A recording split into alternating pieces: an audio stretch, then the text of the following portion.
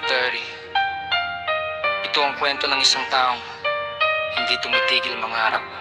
Ako si Leon 30 na may simpleng pangarap, makasulat ng sariling kanta na tatatak sa bawat utak. Hindi man marangya ang buhay na aking kinagisnan, may baon akong pananalig at tibay ng kalooban. Papel at ballpen ang unang naging sandata, bawat letra ay bunga ng luha at pag-asa. Habang tulog ang karamihan, ako'y gising pa rin, hinahasa ang bawat linya para balang araw ay dinggin. Hindi ako takot sa pagkakamali at pagkatalo, dahil alam kong bawat sugat ay may aral na itatago. Kapag nadadapa, bumabangon ng mas matatag. Hindi ko hinahayaang mawala ang aking pangarap. Bawat tugmay may laman, hindi basta salita. Ito ang refleksyon ng aking tunay na pagkatao. Walang shortcut sa tagumpay, alam kong dahan-dahan, pero bawat hakbang ay papalapit sa pangarap kong inaasam. Hindi ako hihinto hanggat hindi ko naaabot ang pangarap na minsan ay akala nila imposibleng masunod. Kapag narinig ang pangalang Leon 30 sa entablado, gusto kong maalala nila ang pusong hindi sumuko. Ang pangarap na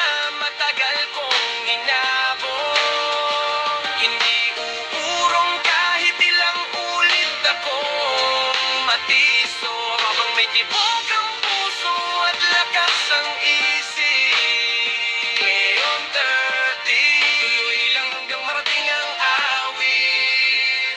Marami ang nagsabi na mahirap ang tatahakin duro, hindi nila alam ang apoy na aking kimkim. Sa bawat salitang bumabatik, mas lalo akong tumitibay. Ginagawa kong gasolina para mas lalo pang lumaban. Hindi ako naghahanap ng madaling tagumpay, mas gusto kong paghirapan ng bawat tagumpay. Kahit walang malaking studio o mamahaling gamit, basta may puso at sipag sapat na para umangat. Ang bawat araw ay bagong laban na haharapin, at bawat gabi ay panibagong liriko ang bubuuin. Hindi ako titigil hanggat hindi ko natutupad ang pangarap na matagal ko nang pinapangarap. Para sa pamilya, para sa mga naniwala, kayo ang dalan kung bakit pakuli akong lumalaban. Hindi ako magpapadala sa takot o pangamba, dahil alam kong may bukas para sa bawat nagsisikap. Kung sakaling dumating ang araw na ako'y makilala, hindi ko kakalimutan ng simpleng pinagmulan ko. Pangarap na matagal kong hinabol, hindi uurong kahit ilang ulit akong matiso. Habang may tibok ang puso at lakas ang isip, Leon 30, tuloy lang hanggang marating ang awit.